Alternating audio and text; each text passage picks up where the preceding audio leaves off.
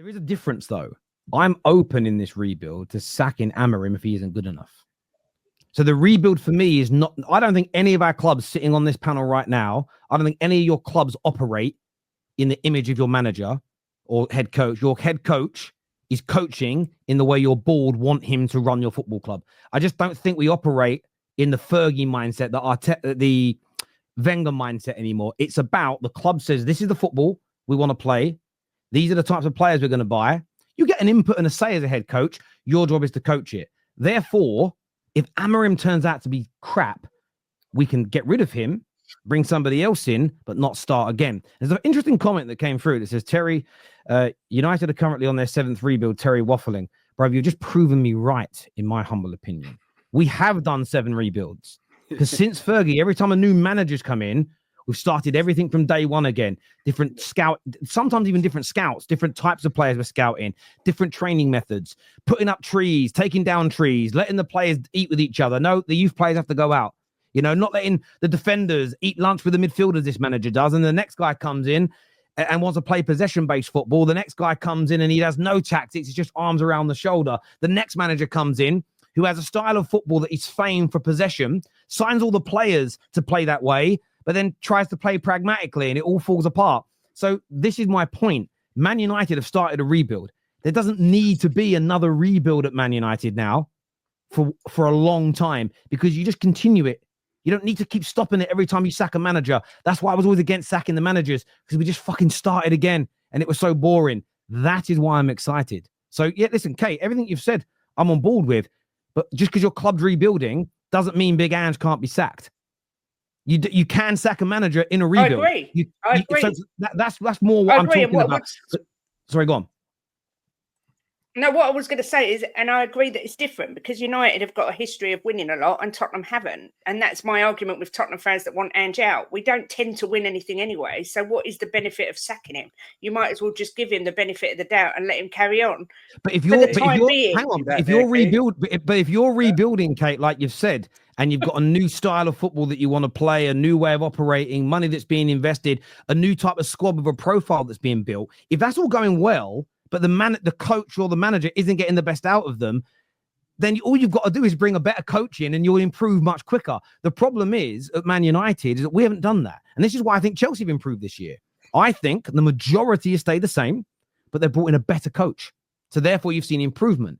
If Chelsea would have gone, right, we're going to scrap everything we've been trying to build in the last 2 years and start again from zero, and most of this squad's going to be sold in a year, etc., etc. I don't think you grow as quickly as this. What you might get is like a spike and then it bombs again. But we can all watch Chelsea and see they are genuinely getting better because their rebuild started 2 years ago. There was bumps along the road. There was mistakes being made, but the direction has still been clear to the owners. And of course, when owners make mistakes, or they bring somebody in like Christopher Verveil who isn't working, or there's a conflict, you move them on quickly. These things don't mean you start again. And I think that's where I think as football fans, I still don't think we're realizing how much English football is changing that way. And by the way, this has been done on the continent forever. Like they've never had managers run their football clubs. There's always been a president and a kind of sporting director. So as I say, I'm very open to Ruben failing. I don't want him to, but I'm more focused on what we're doing at Ineos board level than I am the actual head coach. I think that's far more important in the modern day game. I really do. Quick question, Terry. You see, over the next 2 seasons, let's say Amorim doesn't win anything, for example, and you finish top 6 in the next 2 years, but you have a cemented style of play at the end of it. Is that worth giving him a chance to continue, or are you thinking let someone else come in? No, I mean, it's again, you've got to see how far are we off the top, as an example. I need some variables here. Top 6 or top 4? Is it Champions League? Top 6 and not won anything. Go. He needs to go. No, he needs to go. No, yeah. 100%. If we're doing that, but we're 2 points off top, then yeah, he's close. Let's give him a go. We've seen him win league titles before, so it's a hard question to answer. But for me, right now, the most important thing is him as head coach to focus on is getting the football right, getting a continuous style of play. Because again, what we've done again with every manager is we chop and change how we're trying to play. Ten Hag for the first 6 months had us playing well. The win percentage was in the 70s. We won a trophy. You're thinking, right, we're moving forward. We lose a game badly to Liverpool when he starts changing it. In the summer, he abandons what he did in the first season, and it all starts falling apart. I saw today United fans say, I don't know, this three at the back's going to work. I think Ruben's got to change. No, we've done this with every manager we've appointed since Fergie. We don't let them play the way that we don't let them do what we've employed them to fucking do. We can't make that mistake again. Honestly, we really, really can't. But we'll see what happens. My question's about probably threefold for the Man United fans, but also for the panel. Because I was watching the Athletic, and I just, on the last point that Kunle made around, are you guys prepared to not win anything for the next 2 years and finish sick, but you still got a defined style of football? The reality is that could be a real possibility for Man United. And part of the problem is that you're Man United and you're expected to win. And so one of my questions for the fans, if you're kind of, because you guys haven't experienced a rebuild before, I have, a few others have, and there's going to be a tremendous amount of patience. I don't think you guys are quite ready for what you're about to experience. Like this next 6 months could be totally painful for you. You won't understand how.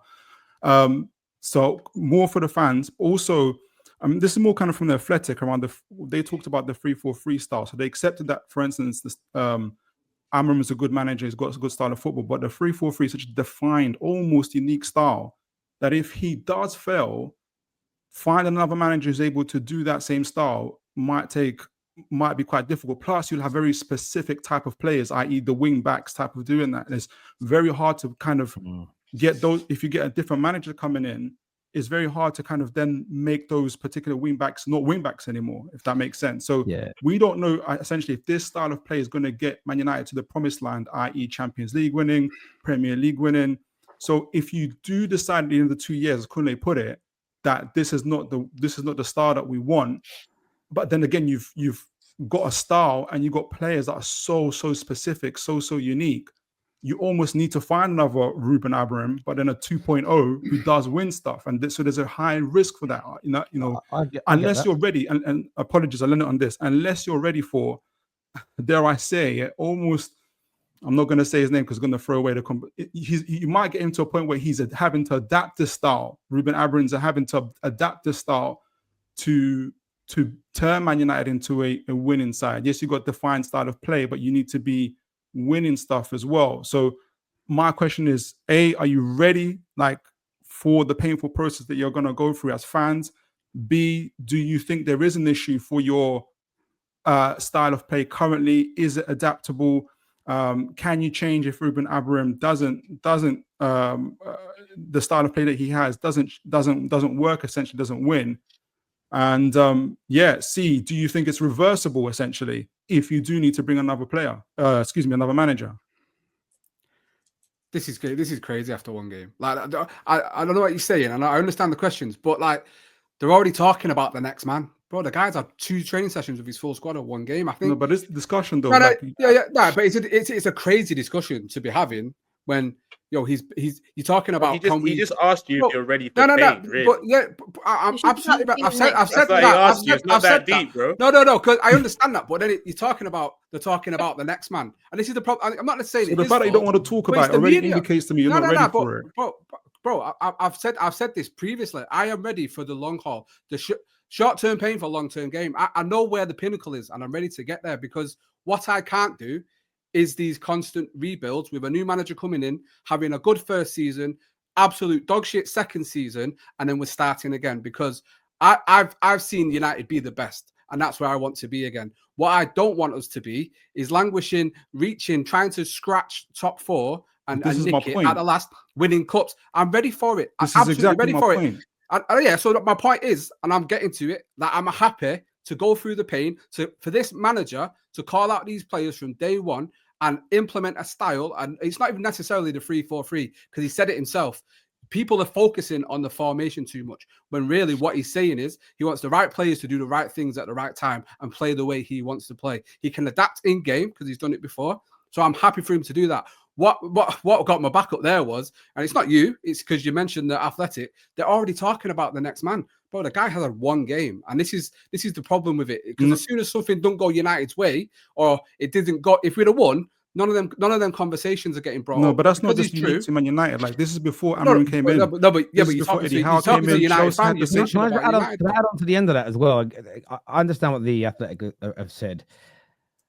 I'm not a tactico by any stretch of the imagination, but I think that tacticos, if I'm being honest, they're I think it might have been Einstein that said, if you can't explain something in basic terms, you don't really understand it.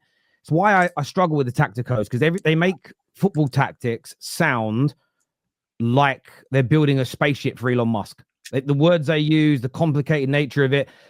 I've played football at a decent level, district level. If anyone's ever played in England, play for your district, you're pretty good. It was never that complicated then, and I don't think it's that complicated now.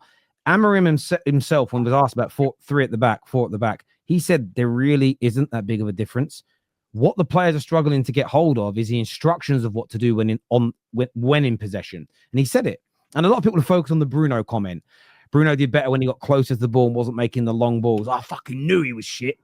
What about what he said about Ahmad that we all rate at the moment? He said Ahmad is used to playing the ball inside, playing the ball to the centre-backs and then moving in centrally. Now what he's being told to do is to play the ball to the centre-backs and stay out wide. That's nothing to do with the formation per se. It's to do with the instructions. That, for me, is where between managers, that's where the fundamental differences come in. That's why we looked a little bit off the pace yesterday. I actually think it's more than the physical side of things. It's people thinking. Again, if you've ever done sport to a decent level, if you start thinking on the field of play, or like in my sport, on the mats or in the ring, that's when you get caught on the chin, because you're slow, because you're not doing things instinctually. That's why I'm not overly stressed about it, because a lot of people would say on the surface, Klopp and Slot play very different football.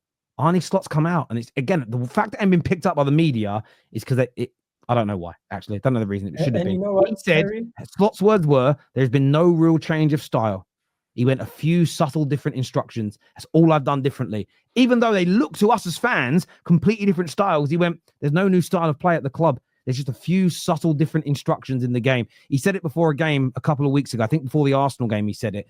And that's the thing for me. I don't think there's I think some of these top coaches, I don't think their styles of play are massively different. It might just be that one manager likes his fullbacks to invert, the other ones make them stay out wide. That's a subtle change to a well-drilled team. So I do get your question, but at this point, it's not something I would worry about at all. If this team can get into a well-regimented style of football that takes discipline, I think it's easier to put them into a new discipline system. What we're struggling with at Man United is that we've got a lot of lazy fucking players who don't want to break their back for the team and they don't want to work hard for the team. And they have this kind of chip on their shoulder where, like, well, I've been here 3 years, I've been here 5 years, oh, this guy ain't going to last. And I actually think the reason why we didn't see the bounce yesterday is because they know. And it's something that Amorim said that's so important.